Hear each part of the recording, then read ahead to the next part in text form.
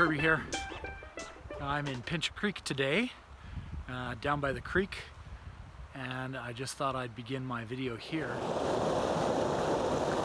Hey, I'm coming to you today from Pinch Creek, and this is the Pinch Creek. I brought you here today because this is a pretty beautiful place, and it happens to be right here in town.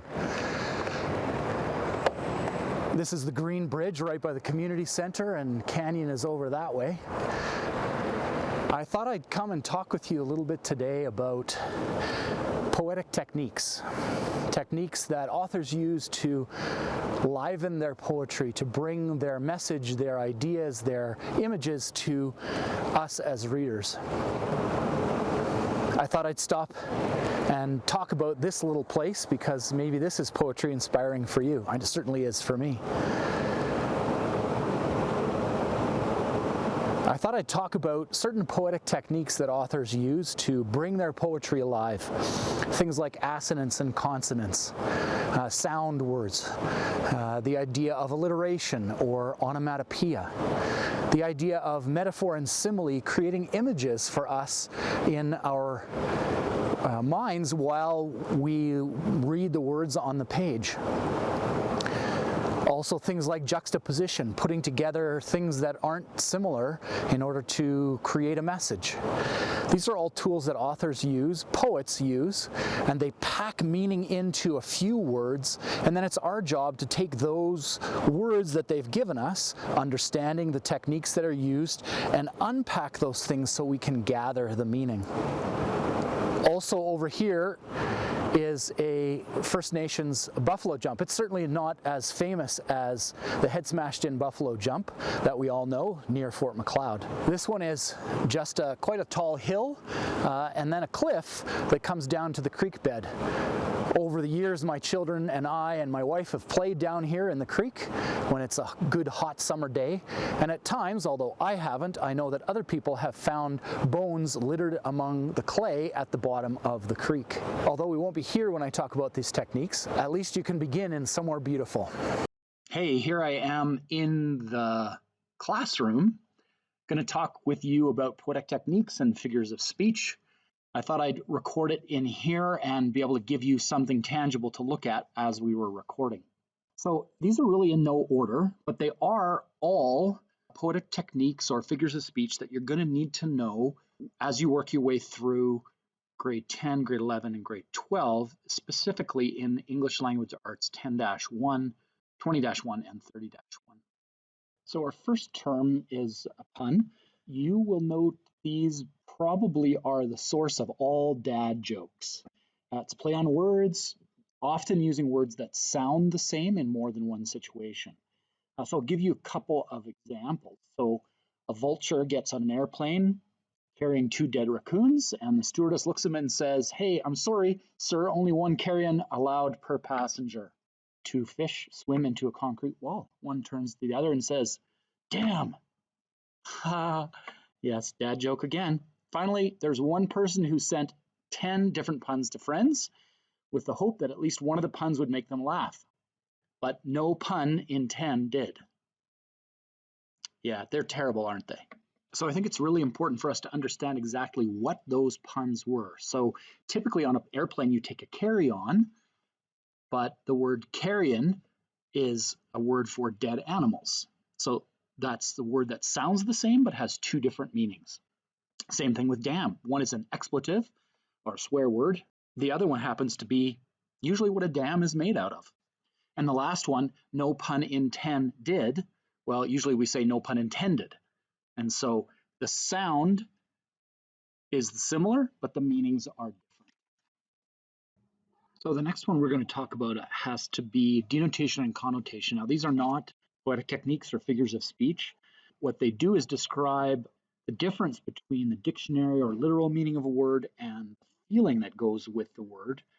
So an example might be the idea of a snake or a serpent. So the dictionary definition, it's limbless, a reptile with a long scaly body. But the connotation of the word snake or serpent is really negative. That they might be an evil or a bad person. If you call somebody a snake or a real snake, then you're saying that they are very, very terrible. Often there's a feeling that goes with words that you will pick up in poetry that may or may not be the dictionary definition of that word. And so authors play with that fairly often. The next one we're going to talk about is imagery. And this is figurative language, so similes, metaphors, personification, onomatopoeia, used to represent ideas in such a way that they appeal to our physical senses, and that's the 5 senses: sight, hearing, our smell or olfactory, our sense of touch or tactile, and gustatory or taste senses.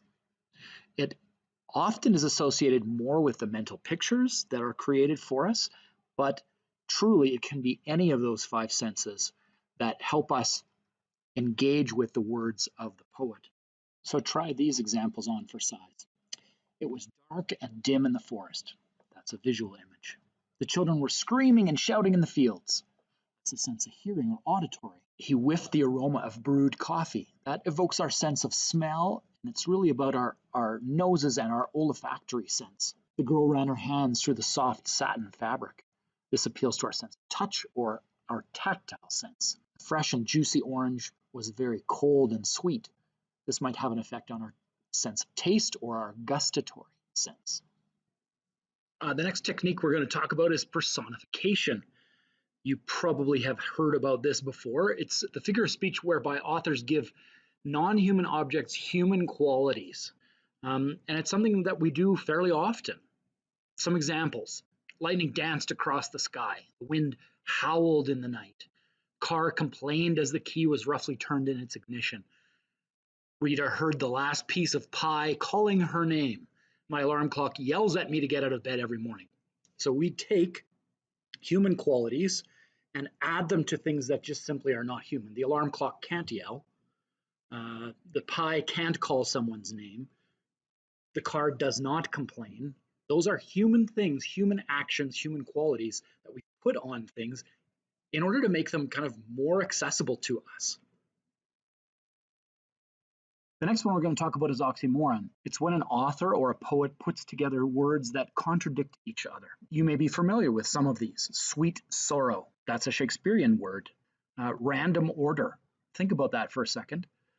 Jumbo shrimp. Military intelligence. Deafening silence. Those are very connected to something we call paradox, which we'll talk about a little bit later. Understand that silence can't be deafening, and yet could it be? Is there something conveyed, meaning conveyed in that putting together of those 2 words that is very interesting to us and grabs our attention? That's the purpose of an oxymoron. The next one we're going to talk about is irony. And I have another video where I describe 3 types of irony, so I'm not going to go into detail with those things here.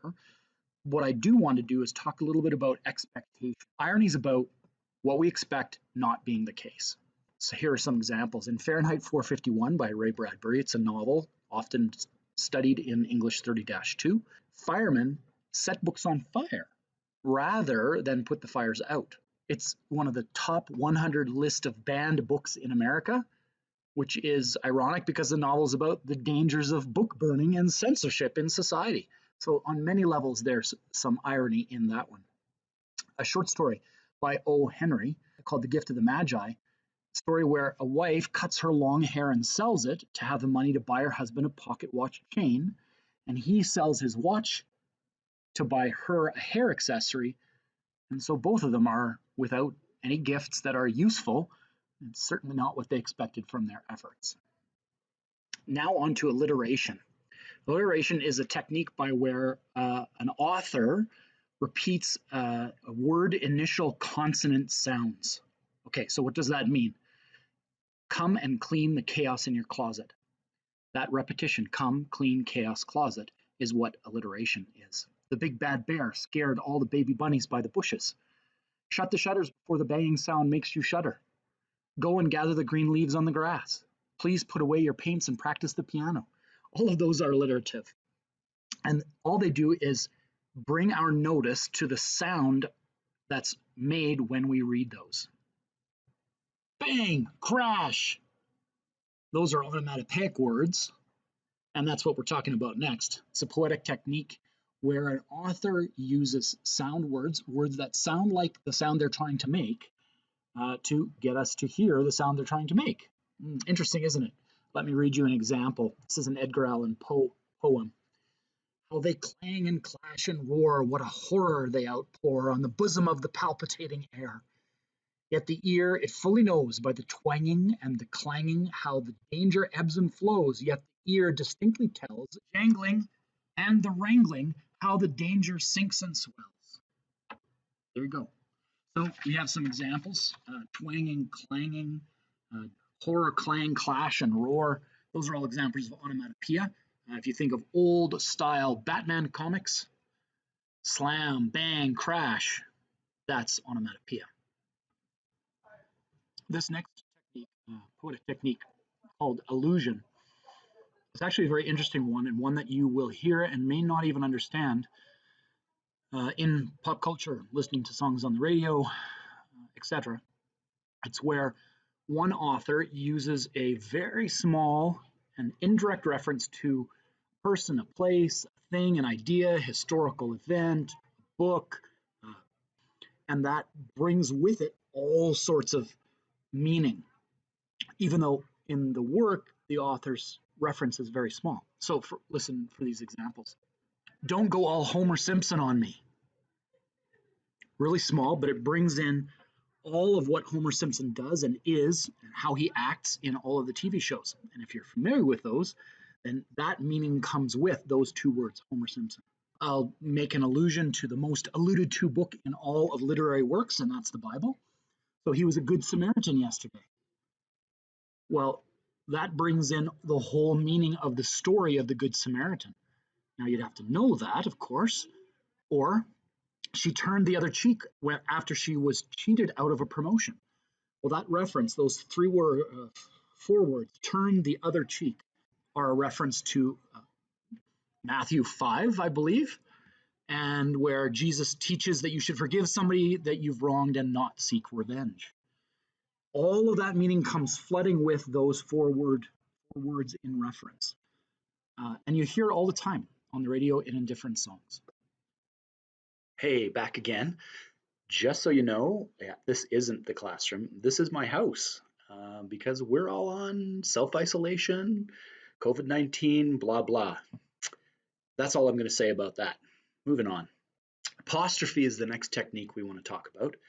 And this is really when a poet or someone in the poem speaks to something that's far away, someone's not present or dead, or speaks to some sort of inanimate object. Here's some examples. Ugh, you stupid cell phone. Why don't you connect to the wireless? That's an example of apostrophe, talking to inanimate object. Or perhaps I could say something like, oh, Starbucks, how I love you. Your medium dark roast coffee got me through that meeting. Inanimate.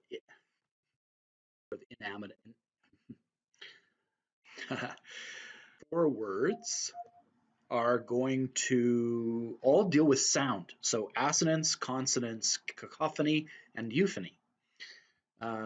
We'll start with assonance. So assonance has to do with vowel sounds. That's the key here, okay?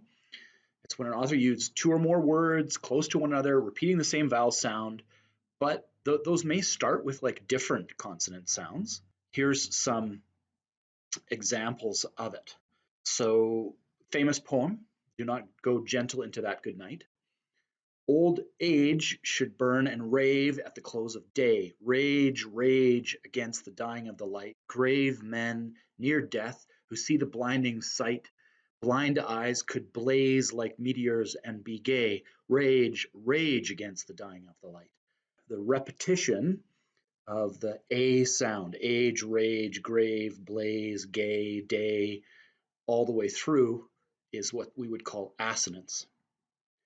In contrast to assonance, there's consonance, and this is about consonant sounds, so P's and T's and D's and those kinds of letters.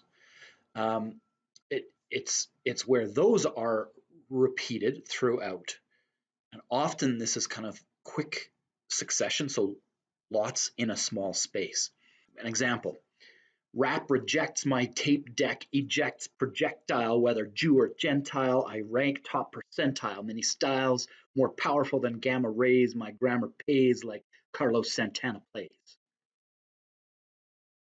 So now, if we think about assonance and consonance, assonance often is euphonic and consonance is cacophonic. Euphony has to do with sounds that sound nice or enticing or calming, and cacophony has to do with sounds that are harsh, that bring a measure of bad feeling or are not nice to hear. And this is used all throughout poetry, all throughout different types of written language. You can tell that the sounds, the vowel sounds, are softer sounds, and the consonant sounds are harsher sounds. Each of these are then employed by an author to not only have meaning with the words, but also to bring a feeling that goes with the words. Let me go into even more detail. So generally vowels and semivowels and the nasal consonants, so L, M, N, R, and Y, are considered euphonic or euphonious. Cacophony, on the other hand, uses consonants in combinations that have like explosive delivery. So P, D, G, K, CH, and they use these cacophonic or euphonic sounds as tools to describe discordant or pleasant situations. It allows us as readers to feel the unpleasantness of the situation or the pleasantness of the situation. So this is sound outside of meaning. Let's move away altogether from sound and talk about meaning again. The term we're going to talk about is juxtaposition. This is a great idea. If you can wrap your head around this idea and then use this word to describe what you see in pictures, in poems, in film, all the better. This allows you to understand that sometimes images are put together or things are put together in literature that are there to purposefully contrast one another. So put them side by side. Great example is this next slide. You can see this artillery gun with the shells all around it is an implement of war, killing people. And yet, at the same time, here we have children playing on it, enjoyment, having fun, feeling good on the gun that is there to kill people. So that juxtaposition causes us to begin to think and to wonder and to question what we see. And that can happen in poetry as well. In poetry, thinking particularly about Shakespeare, Romeo and Juliet, he says this, "Oh, she doth teach the torches to burn bright. It seems she hangs upon the cheek of night like a rich jewel in an Ethiop's ear." So the radiant face of Juliet is juxtaposed with the black African dark skin. Romeo admires Juliet by saying that her face seems bright, brighter than the lit torches. He says that at night her face glows like a bright jewel that shines against the dark skin of an African. Now, understand this is not racist. This is just simply description. But the juxtaposition helps us understand this. Often these next two terms, metonymy and synecdoche, those are hard to pronounce, I understand, are interchangeable. Or at least people think they're interchangeable, but they are actually different. Metonymy has to do with something that's closely linked, replacing one thing that's closely linked to a different thing, but isn't part of it. Synecdoche, on the other hand, has to do with naming one of its parts to represent the whole. The idea of a crown. Well, we talk about the crown. Well, we don't actually mean the crown, the physical thing. We actually mean the crown representing the queen, crown representing the authority that comes with the queen. So that's metonymy. You want to talk about synecdoche? Synecdoche has to do with using one of the parts of something to describe or represent the whole of it. So if we think about that, if I said to you, "Hey, did you bring your wheels to school?" I wouldn't mean this. I wouldn't mean that you brought your actual wheels. I meant that you drove your car to school. And so that's how you use metonymy and synecdoche. We use it all the time in speech and sometimes in poetry, but we often don't really realize that we're doing it. It's just how we speak. Synecdoche, synecdoche, the next term, poetic technique, is paradox.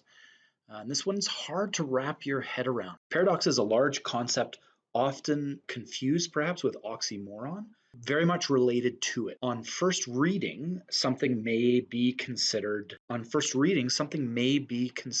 self-contradictory, maybe silly, but when read again, contemplated again, reflected on, perhaps there's a hidden truth that's in that statement.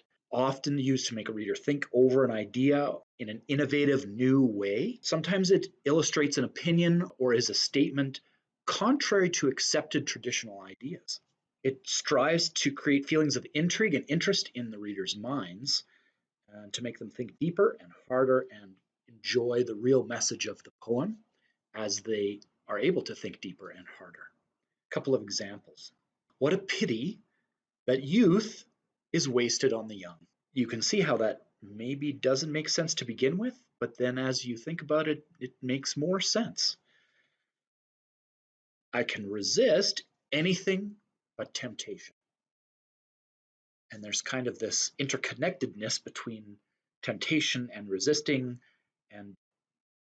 anything except for temptation, and that begins to cause you to think a little bit about what's going on. Portmanteau word, French, interesting. A portmanteau is actually a suitcase or a valise. You'll understand why that is the word used to describe this poetic technique, because really it takes two words and it puts them together inside of a new package. The suitcase. We do this all the time in the English language. We coin new words. Shakespeare did many of. Think about these ones. Smoke and fog, smog. Breakfast and lunch, brunch. Costume and play, cosplay. Situation and comedy, sitcom. And here's my favorite, one I thought of when I was a young kid, never really caught on. Communicate and computer, computicate. Alliteration, the last one. It's a poetic technique that, I'm going to read it, employs an understatement by using a positive statement expressed by negating its opposite expression. Oh my goodness, that is convoluted. You'll get it when we talk examples. Think understatement. They do not seem the happiest couple around. So really what we mean is that they are definitely not happy. New York is not an ordinary city. No, it's a very strange city, but we understate it by saying it's not an ordinary city. I'm not as young as I used to be, which means I'm old. William Shakespeare was not a bad playwright at all. Actually, he was exceptionally good. And here's again my favorite. You're not the sharpest tool in the shed. Well, which means you're the dullest, and that says something about your intellect.